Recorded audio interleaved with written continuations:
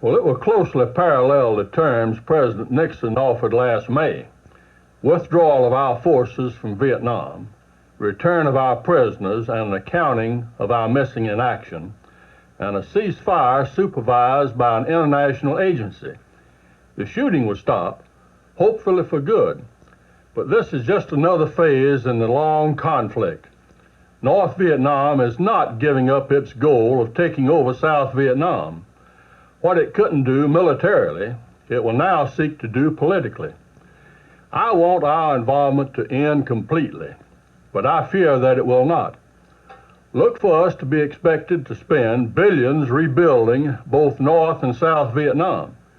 If we do, we'll be subsidizing communist efforts to take over the South, and also South Vietnam's efforts to prevent this.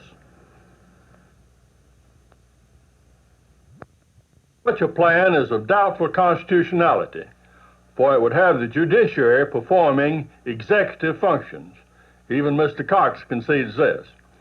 Congress, while charging the President with unconstitutional actions, should take care that it is not itself guilty of the same charge.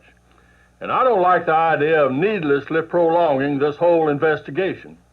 The Watergate Committee has had more than 6 months, and Mr. Cox had 5 months, and more than 80 attorneys under him.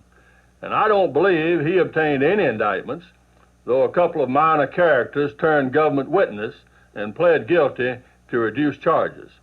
My thought is that where there have been violations of law, let there be indictments and prosecutions, but let the matter finally be concluded.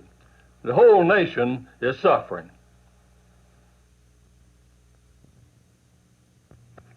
Well, I believe in the right of workers to join unions, to organize, and to choose or not choose a bargaining agent. And I believe in the need promptly to implement the choice of a bargaining agent by a majority of the workers. But this bill goes far beyond these basic principles. I see little in the bill to help the worker, but much to help big labor. In fact, I believe there is validity in the argument that the bill is part and parcel of the Sun Belt, Snow Belt fight in the Congress to slow down business and industrial growth in the South and to reapportion the benefits of federal programs, all at the expense of the South.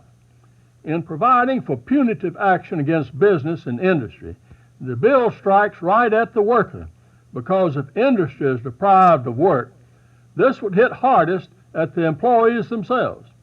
So I will vote against the bill and against cloture to cut off debate.